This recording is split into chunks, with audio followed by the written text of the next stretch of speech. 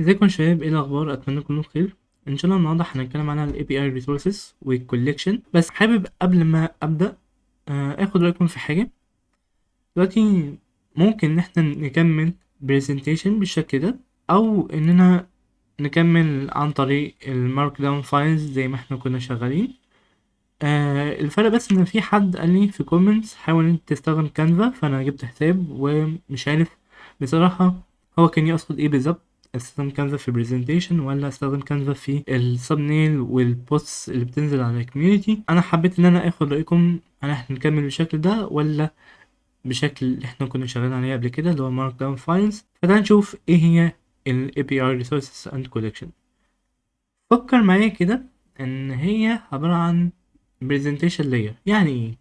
حاجة كده بتقف بينك وبين الداتا اللي جاية من الداتابيز واللي رايحة للفرونت اند، اذا كان موبايل ابلكيشن او اذا كان ويب سايت. طيب ليه انا محتاج ان انا اوقف الداتا دي قبل ما تروح للفرونت اند؟ بكل بساطة عشان انا محتاج ان انا اعمل لها ريشيبنج او اعادة تغيير في الشكل اللي رايحة بيه. بمعنى لو انا مثلا هودي للفرونت اند البرودكت نيم والبرودكت ديسكريبشن والبرودكت برايس، وفي نفس الوقت ببعت معاه الريتنج والكومنتس ومثلا المخزون بتاعه قد ايه والاوفرز، فانا مش محتاج كل الحاجات دي في ريكوست واحد. انا محتاجه مثلا ان انا ابعتها في لما حد يدخل على الديتيلز بتاعت البرودكت. لكن لو انا بعرض list of product فانا مش محتاج الليست دي تكون فيها كل الديتيلز دي كلها. فعشان كده انا لازم اعمل ليها ريشيبنج عشان ما تبقاش بتعمل جهد على الفرونت اند في ان هو يعمل اكسترا بروسيس عشان يعالج الداتا اللي جايه، في نفس الوقت عشان ممكن مثلا اغير شكلها شويه وتكون ثابت عند فرونت اند حتى لو انا شلت كولومز او حطيت كولومز تانية جوه الداتابيز. فعشان كده محتاج ان انا ابعت له شكل معين وثابت ومنسق، مهما ما حصل تغيير في الباك اند يبقى هو نفس الشكل اللي بيظهر له في الفرونت اند. انت محتاج برضو ان انت تعمل هايد لحبة داتا، يعني مثلا في داتا مش المفروض هي تظهر لفرونت اند، او ممكن تعمل عليها كومبيوتنج. زي مثلا انك عاوز تبعت داتا بتاعت المبيعات اللي حصلت اخر شهر، فبدل ما انت تبعت له كل الداتا بتاعت المبيعات اللي حصلت للعميل اخر شهر، ساعتها هو هيبقى عاوز يطلع التوتالز. طيب انت طلع له التوتالز من جوه عندك في السيرفر وبعتها له مره واحده.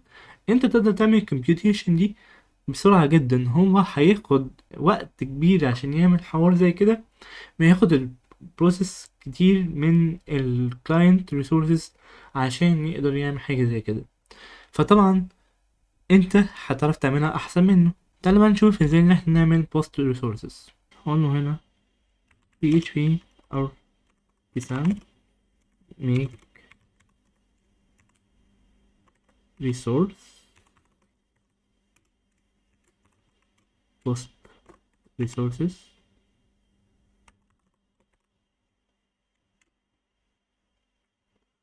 هتلاقيه فين؟ هتلاقيه موجود في الاب HTTP. هتلاقي موجود برضو في resources post resource بالشكل ده. هتلاقي عندك to array. تمام. ودي الديفولت ميثود الموجودة جوه البوست ريسورسز. تعالى بقى نستخدمه، هوريك ازاي نستخدمه دلوقتي. هنروح على البوست كنترولر في الشو القديمة بتاعتنا، نقول هنا ايه نيو بوست ريسورسز. تمام. بعدين نقفل، نروح هنا نقول له عاوز اعمل PHP artisan serve. نعمل كده send. زي ما انتوا شايفين هو هنا بعتني الداتا، بس الداتا كانت بشكل مختلف شوية. ليه هنا الداتا بشكل مختلف شوية؟ عشان هنا متبعتها على انها array وهي اصلا مفروض اتحولت لأوبجكت جوه. ف تعالى نشوف المثال بقى اللي انا كنت كاتبه هنا. هنا بقى هتشوفوا ان ده الشو الجديد بتاعنا هيكون مكتوب بالشكل ده، ان هو مجرد بوست، والبوست ده بيحتوي على array، بس الاري دي casted in object. يعني ايه casted in object؟ يعني الاري دي بدل ما هتبقى الاكسس عليها بالشكل ده، لا، هيبقى الاكسس عليها بالشكل ده، ان هو مثلا بوست، بعد كده مثلا اخد الاي دي هكذا. طبعا عشان اظبط الموضوع ده محتاج بقى ان انا اروح على البوست ريكوست وهنا اشيل الريتيرن الديفولت بتاعتي واعمل ريتيرن بس بطريقه تانية. هنا انا هقول له عاوز الاي دي بتاعي والتايتل والكونتنت. تمام. تاني بقى ان احنا نعمل سند كده، زي ما انتوا شايفين هنا جاب لي الداتا باي ديفولت، هي هتكون موجود هنا داتا، مش محتاج ان انا اكتب داتا في الريسبونس. تمام. وهتلاقي هنا الاي دي والتايتل والكونتنت. خلي بالك هنا انا هنا وكاني برجع الداتا من الداتابيز على طول. تمام. فتعالوا بقى نشوف احنا ممكن نعمل ايه عليها اكتر في الريسبونس. في المثال ده هتلاقوا ان هو الريسبونس مختلف شويه عن اللي كان بيجيلنا في الاول خالص. بمعنى انا دلوقتي بدل ما ارجع بس الكونتنت، لا انا رجعته بشكل مختلف. انا رجعت الكونتنت على اساس ان هو اسمه summary. تمام. ولو هو اكتر من 50 حرف فانا هعمل له shrink، هوصل لغايه الحرف 50. بعد كده هبدا ان انا اقول له ايه، لا اعمل سيمور بقى عشان تقدر ان انت تشوف الكونتنت. زائد كمان ان انا هبعت للفرونت اند، هبعت له اللينس بتاع الكاركترز اللي موجوده عندي. تمام. وانا هخليه زي ما هو برضه، مش هغير فيه حاجه. تعالى كده اعمل سند تاني. زي ما انتوا شايفين اتغير الداتا اللي راجعالي. طيب انا دلوقتي مش هقدر ارجع له الاي دي. كده كده انت ممكن هنا تشيل الاي دي من هنا، تعمل سيف، تعمل سند، هتلاقي الاي دي اختفى. فانا كده قادر ان انا اتحكم في الريسبونس اللي راجع للفرونت اند.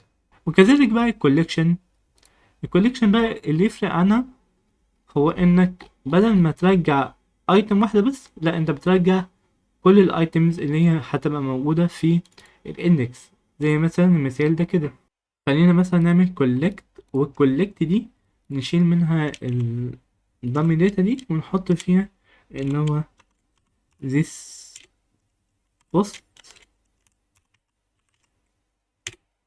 اللي هي موجودة عندنا اصلا، اللي هي عبارة عن array فيها مجموعة من الارrays. تمام. وبنعمل جواها ماب، وبعد كده بنقول ان هنا ان دي بتكون arrow function.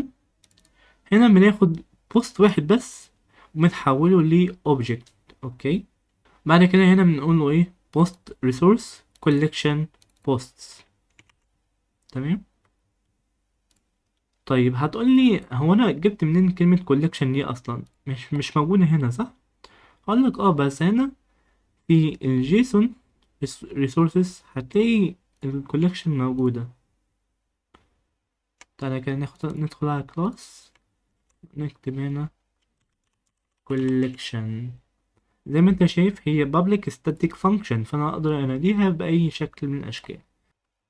لو انا رحت كده قلت له عاوز البوستس بس، المفروض ان هي ترجع لي بالشكل ده داتا وجواها الاوبجكتس بتوعي. بس لو انت لاحظت معايا شويه كده، الداتا اللي رجعلي هترجع لي بتايتل سمري لينس، مش رجعلي بنفس الشكل اللي انا كاتبه هنا اللي هو اي دي تايتل كونتنت. وهو ده اللي بيفرق في الموضوع، ان انا بحول الموجود جوه ال one item اللي هو to array item للموجود جوه الكوليكشن. تمام.